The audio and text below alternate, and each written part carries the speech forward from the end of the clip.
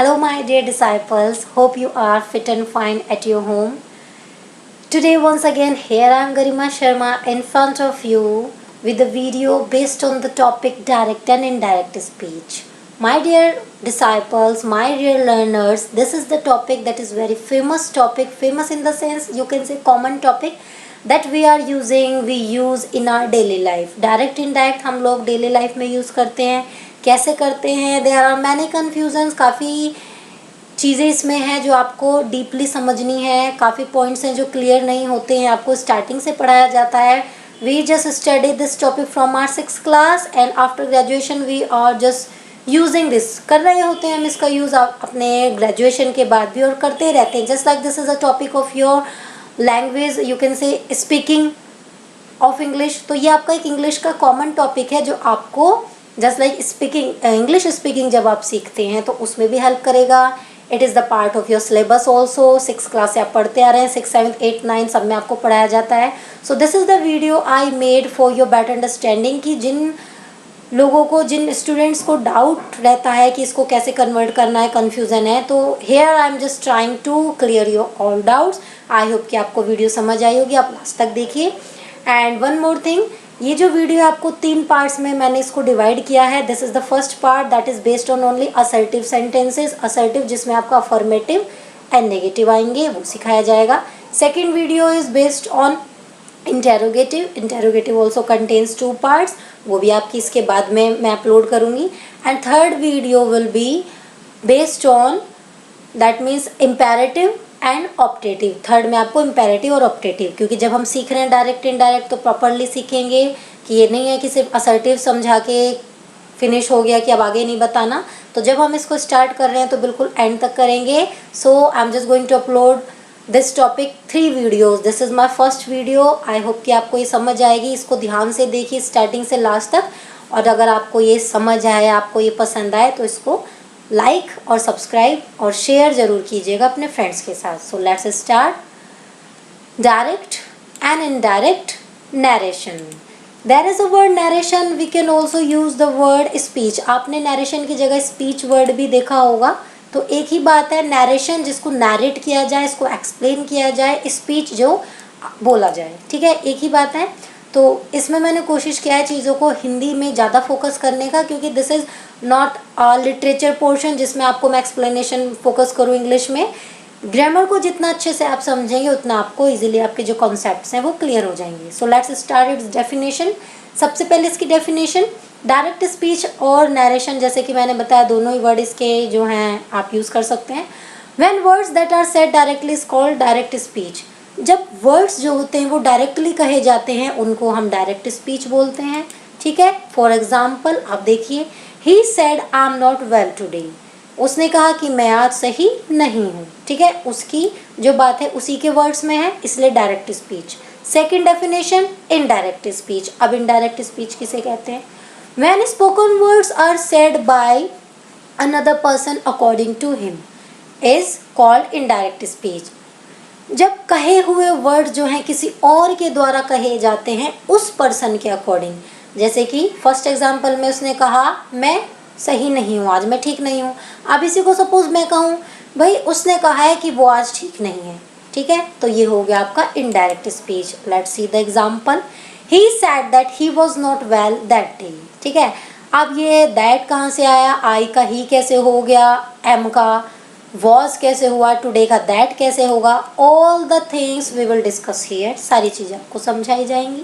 Second, parts. अब इसके parts देखते हैं. Direct speech has 2 parts. First, just read the example. Here I am just trying to make you understand with the help of examples. Example से चीज़ें ज़्यादा clear होती हैं, ऐसा मुझे लगता है. ठीक है, डेफिनेशन से ज़्यादा है. अगर एग्जाम्पल आपके सामने पहले आए और उसको समझें तो डेफिनेशन आप इजीली समझ जाते हैं. ठीक है, आप डेफिनेशन रटवाते रहें आपको और एग्जांपल्स आपको ना दें तो कन्फ्यूज़न रहेगा, क्योंकि this is the thing.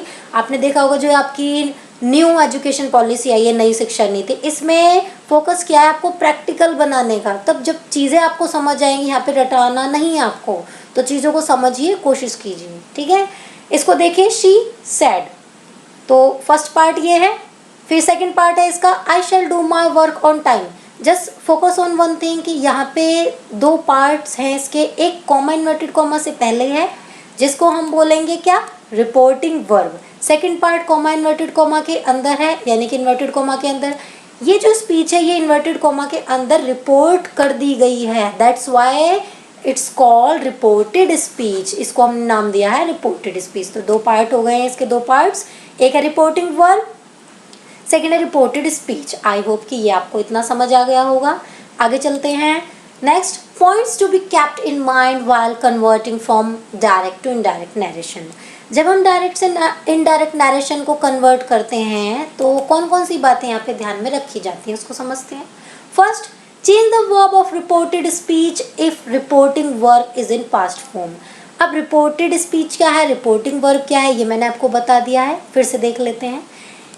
For example he said, तो ये जो इन्वर्टेड कोमा से पहला portion that's reporting verb, inverted coma के अंदर जो है ये रिपोर्टेड स्पीच। ठीक है, अब इसको देखिए, हम तभी रिपोर्टेड स्पीच की वर्ब को चेंज करेंगे जब हमारा रिपोर्टिंग वर्ब जो है वो पास्ट में होगा। तो सेड आपका पास्ट फॉर्म है, यहाँ पे अगर सेज होता, ही सेज या ही विल से फ्यूचर होता तो हम इसको चेंज नहीं करते।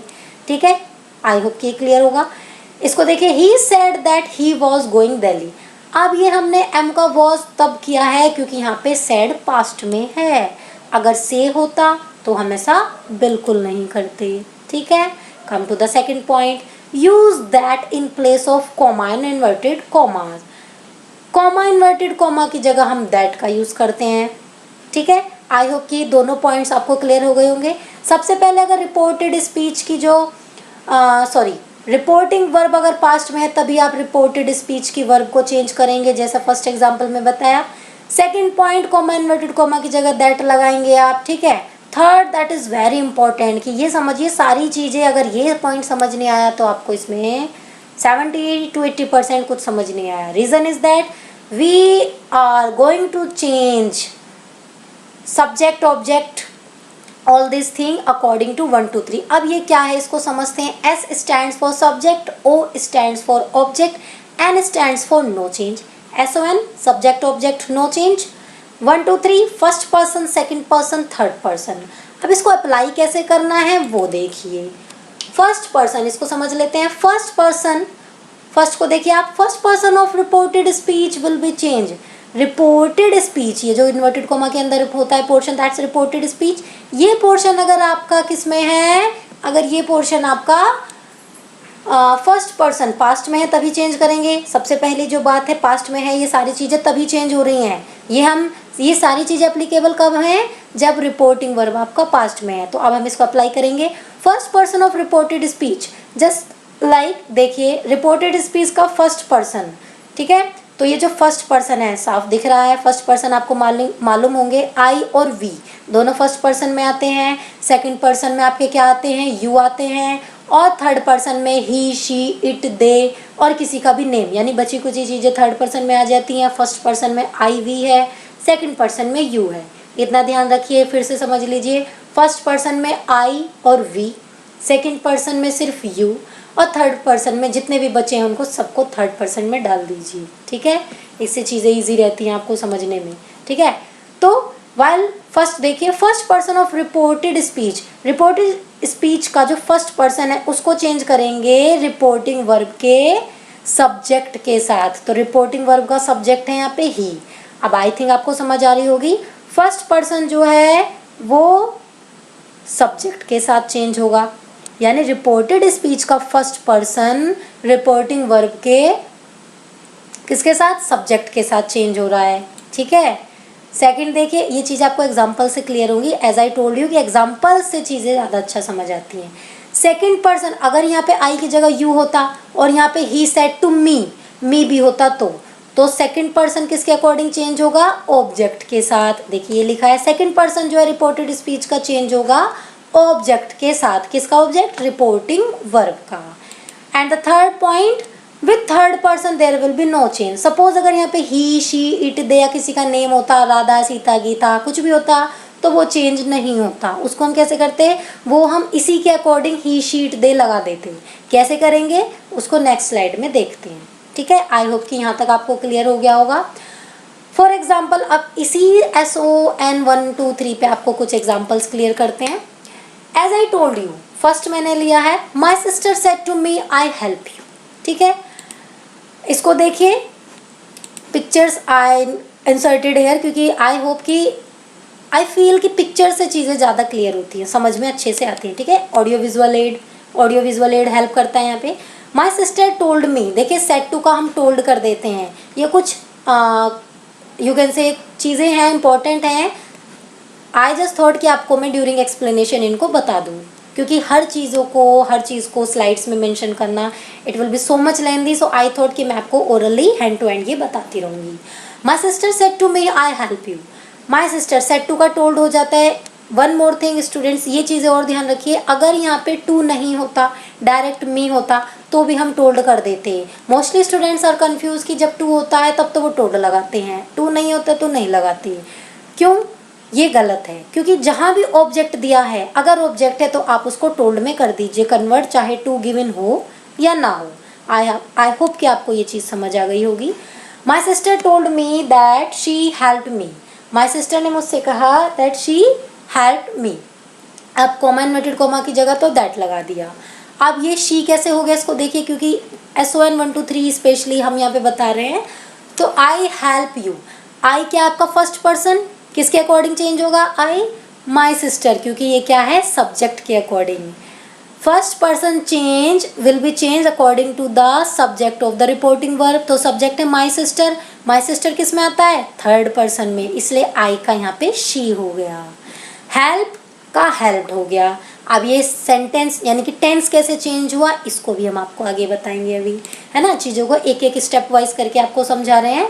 सेकंड देखिए, my sister said to me you help me, यहाँ पे मैंने सेकंड पर्सन लिया है, क्योंकि यहाँ पे फर्स्ट पर्सन लेके समझाया, यहाँ पे सेकंड पर्सन लिया है। इसको करेंगे my sister told me that I. अब यहाँ पे आई कैसे हो गया देखिए, second person will be change according to the object of reporting verb. तो ये सेकंड पर्सन है, ये चेंज होगा ऑब्जेक्ट के अकॉर्डिंग। ऑब्जेक्ट है मी, तो मी को जब हम चेंज करेंगे तो मी का क्या हो जाएगा? आई। तो यहाँ पे मी तो लिखेंगे नहीं, क्योंकि मी क्या है आपका ऑब्जेक्ट है, तो मी के अकॉर्डिंग हम यहाँ पे पर्सन चेंज हो गया आई।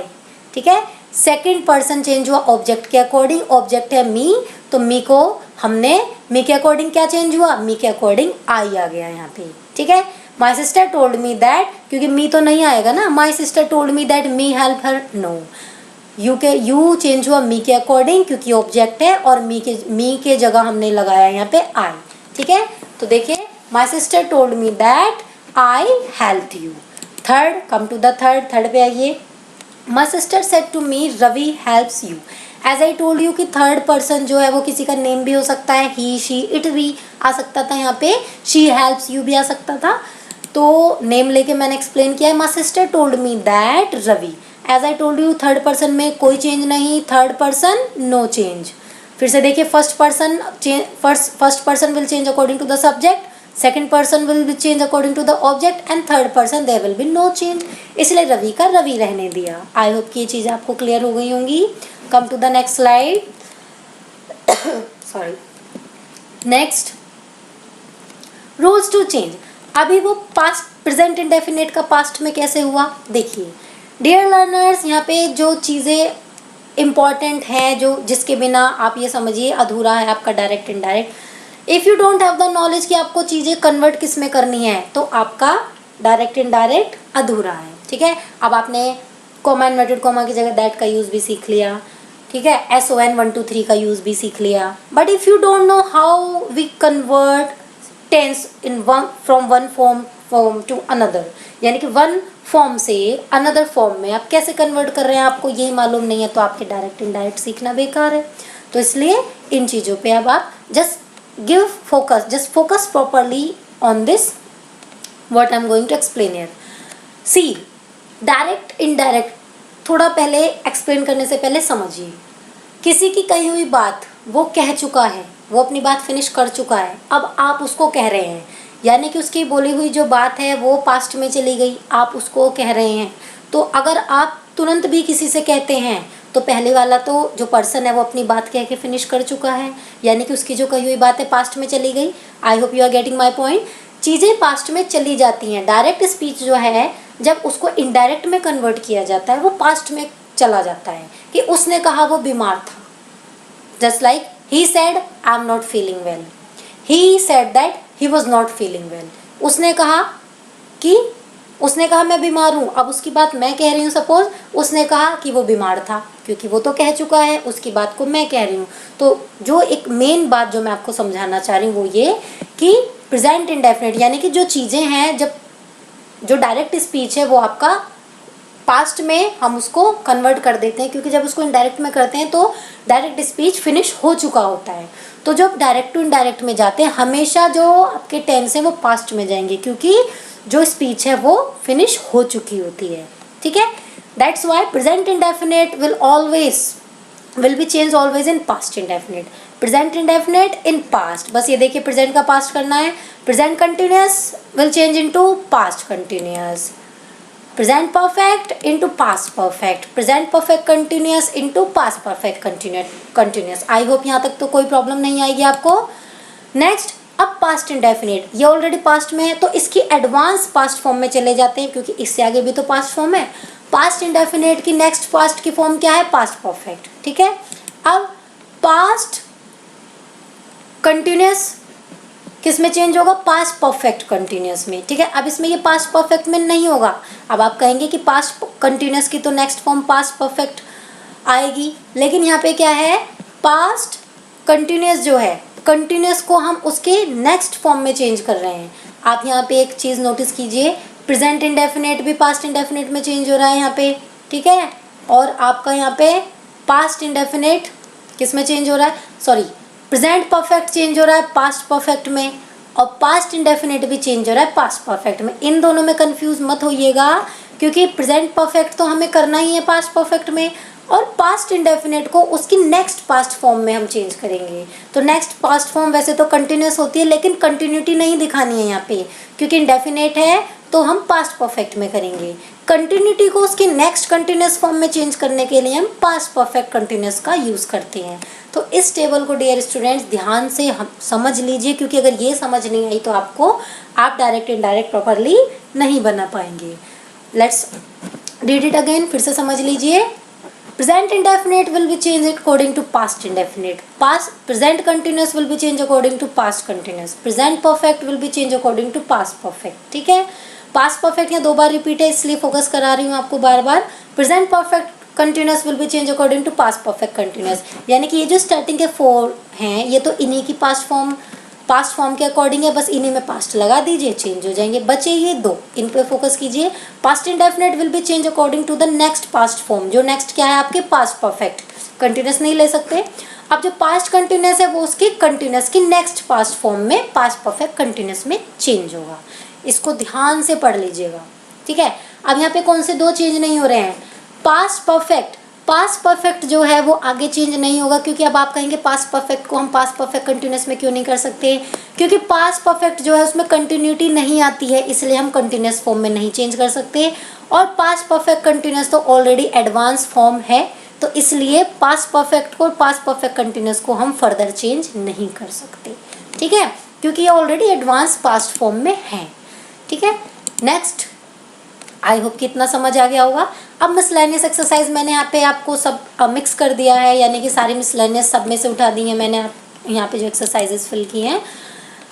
अब एक ही टेंस को मैं डिफरेंट टेंस में चेंज करूँगी, यानी कि सेंटेंस मेरा सेम रहेगा और टेंस डिफरेंट हो जाएंगे। देखिए, he said to his mother I play with Rakesh, why did I do this. ये मैंने ऐसा क्यों किया? जिससे कि सेंटेंस को बार बार चेंज करते हैं तो चीज़ें थोड़ा समझने में डिफ़िकल्ट हो जाता है। एक ही सेंटेंस रखेंगे, इसी को हर फॉर्म में चेंज करते चलेंगे। He told his mother, said to का told, he told his mother, comma inverted comma की जगह दैट, आई प्ले। आप लगाइए यहाँ पे 1 2 3 SON लगाइए। I first person will be change according to the subject, तो सब्जेक्ट है ही, इसलिए आ गया यहाँ पे ही। He told his mother that he. अब ये क्या है सेंटेंस? देखिए, आई प्ले विद राकेश किस टेंस में है? Present indefinite. प्रेजेंट इंडेफिनिट अभी प्रीवियस स्लाइड में हमने क्या पढ़ा? प्रेजेंट इंडेफिनिट किस में चेंज होगा? पास्ट इंडेफिनिट में। इसलिए पहले SON 1 2 3 लगाया, उसके अकॉर्डिंग आई कन्वर्ट हुआ ही में, और प्ले का हो गया प्लेड, क्योंकि present indefinite will be change according to the past indefinite. ठीक है, तो आई होप कि ये समझ आया होगा। सेकंड देखिए, he said to his mother I am playing, ये मैंने कंटिन्यूस बना के दिखाया है आपको। Present continuous will be change according to the past continuous, तो सिंपल SON 1 2 3 का ध्यान रखिए और टेंस का ध्यान रखिए, बन जाएंगे आपके डायरेक्ट इनडायरेक्ट। ठीक है, हो जाएगा आपका he convert. He told his mother that, I को फिर देखिए, आई किसके अकॉर्डिंग चेंज है, ही के अकॉर्डिंग। ही एम का हो गया was, he was playing with Rakesh. Next third में देखिए, he said to his mother I have played, ये मैंने प्रेजेंट परफेक्ट किया है यहाँ पे use. Present perfect will be change according to past perfect. देखिए, he said to his mother का हो गया he told his mother that he, तो देखिए फर्स्ट पर्सन है हर जगह इसलिए ही आएगा यहाँ पे सब सेंटेंसेस में। हैव का हो गया had, present perfect will be change according to past perfect, he had played with Rakesh. ठीक है, फोर्थ देखिए, यहाँ पे मैंने लिया है present perfect continuous, he said to his mother I have been playing with Rakesh, ये चेंज हो जाएगा। Present perfect continuous will be change according to the past perfect continuous. He told his mother that he had been, have been का हो गया had been. ठीक है, ध्यान से समझिए, चीज़ें बहुत आसान है, आपको समझ आएंगी। फिफ्थ देखिए, ही सेड हिज मदर, देखिए यहाँ पे मैंने जानबूझ के टू नहीं लगाया है, आपको ये क्लियर करने के लिए हम बिना टू के भी टोल्ड में कन्वर्ट कर सकते हैं।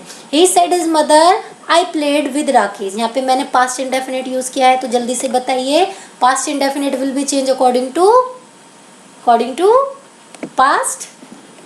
Past indefinite according to past perfect. ठीक है, ही सेड टू, तो देखिए टू नहीं है इसमें, फिर भी मैंने टोल्ड लगाया क्योंकि यहाँ पे ऑब्जेक्ट गिवन है। जब भी सेड के बाद ऑब्जेक्ट हो तो आप टोल्ड में कन्वर्ट कर दीजिए, नो प्रॉब्लम।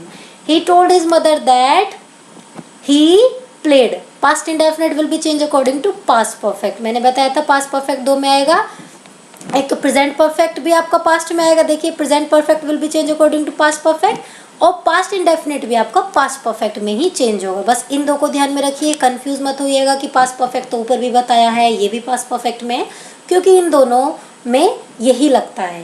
प्रेजेंट इंडेफिनिट भी प्रेजेंट परफेक्ट भी आपका पास्ट परफेक्ट में, और पास्ट इंडेफिनिट भी पास्ट परफेक्ट में चेंज होता है। ठीक है, नेक्स्ट आपका he said to his mother I was playing, यहाँ पे है आपका past continuous. Past continuous will be change according to, tell me quickly, that is past continuous will be change according to past perfect continuous.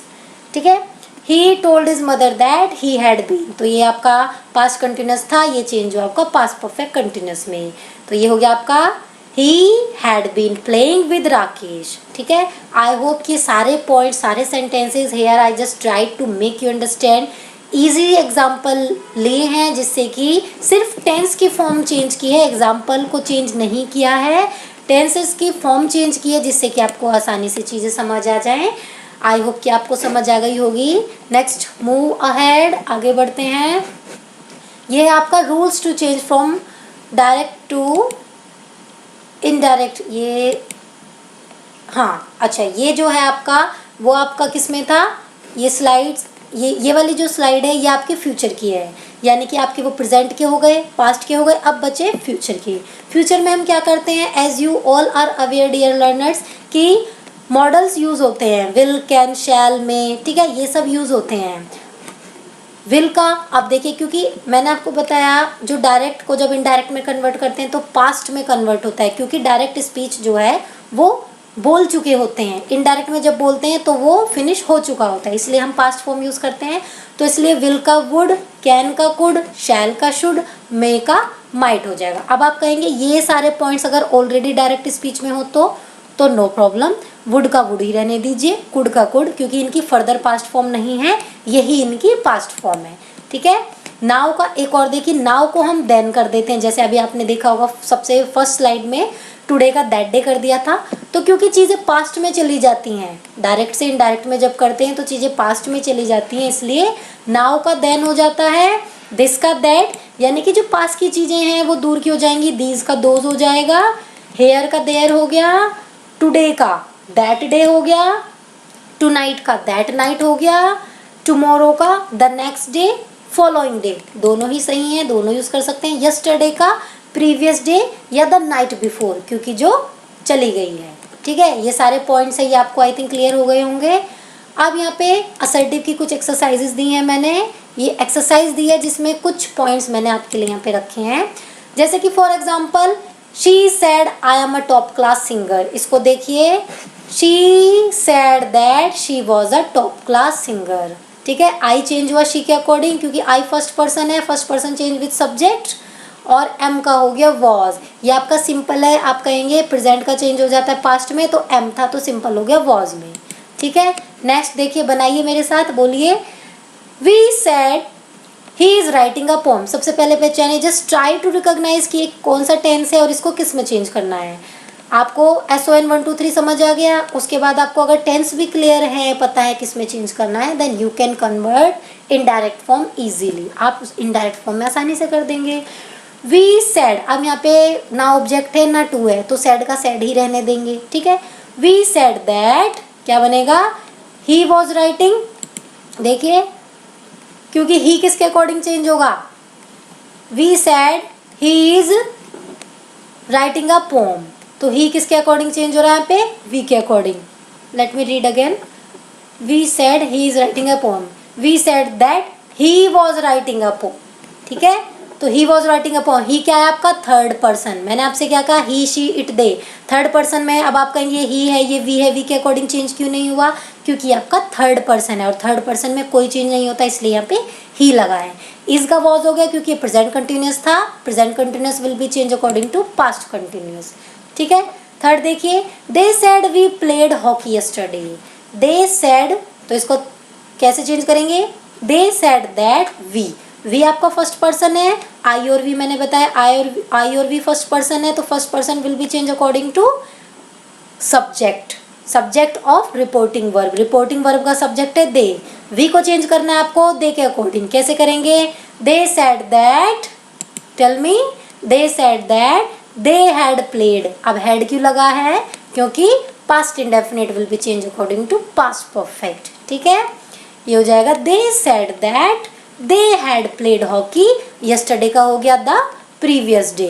ठीक है, next, you said they were not busy the whole day. बनाइए जल्दी से, you said that they क्या आपका, ही she it they third person है, तो third person किसके अकॉर्डिंग चेंज होगा, थर्ड पर्सन में कोई चेंज नहीं होगा। सो लेट्स सी, देखिए कैसे बनेगा, यू सेड दैट दे का दे ही रहेगा।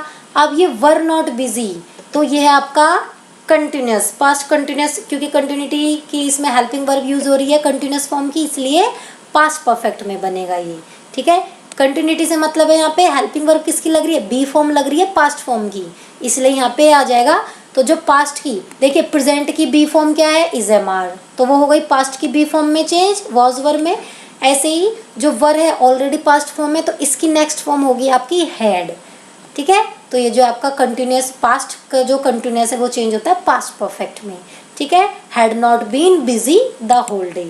नेक्स्ट देखिए, I said to him you did not take your turn. As I told you कि इसमें आपको असर्टिव और नेगेटिव, यानी कि असर्टिव मीन्स अफर्मेटिव और नेगेटिव दोनों सिखाएंगे। अब तक हम सारे अफर्मेटिव करते आ रहे थे, लास्ट के 3 मैंने आपको यहाँ पे नेगेटिव डाले हैं आपके लिए।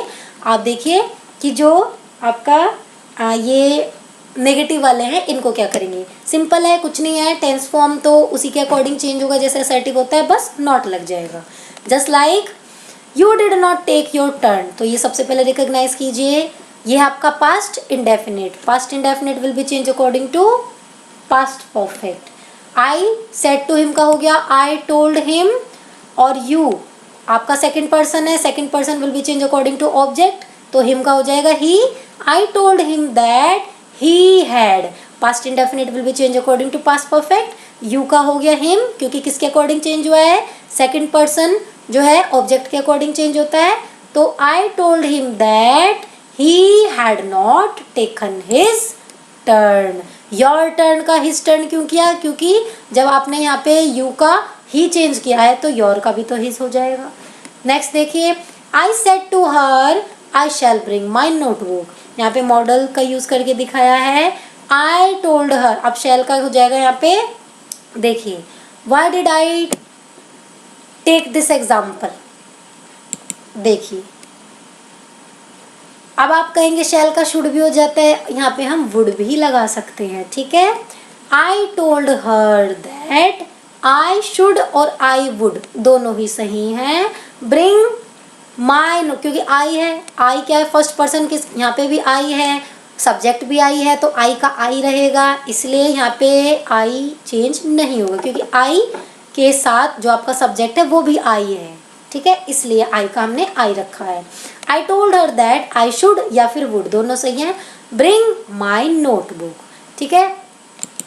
आई hope dear students you got all the things.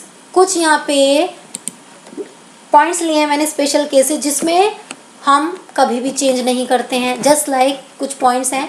अगर पास्ट हिस्टोरिकल फैक्ट है, सपोज रिपोर्टिंग वर्ब पास्ट में होने के बावजूद भी हम कुछ रिपोर्टेड स्पीच में चेंज नहीं करते हैं। फॉर एग्जाम्पल ही सेड, उसने कहा, अब आप कहेंगे सेड तो पास्ट में है तो रिपोर्टेड स्पीच चेंज हो जानी चाहिए, लेकिन कुछ सेंटेंसेस में, कुछ टेंस में हम ऐसा नहीं करते हैं। किन में नहीं करते हैं, listen it carefully. If past historical fact, क्योंकि जो फैक्ट्स होते हैं उनमें हम चेंज नहीं कर सकते, ठीक है, you can't do any change in facts. The verb of the reported speech can't be change if it states historical fact, ठीक है। फॉर एग्जाम्पल देखिए, he said India became free on 15 अगस्त 1947, ये एक फैक्ट है, ये कभी भी चेंज नहीं हो सकता, क्योंकि इंडिया फ्री हुआ था 15 अगस्त 1947 को, ये सच आज भी यही है, पहले भी यही था, ठीक है, यानी कि 1947 के बाद भी पास्ट में भी यही था, और आगे ये फैक्ट एज इट इज़ रहने वाला है, इसमें कोई चेंज नहीं होगा।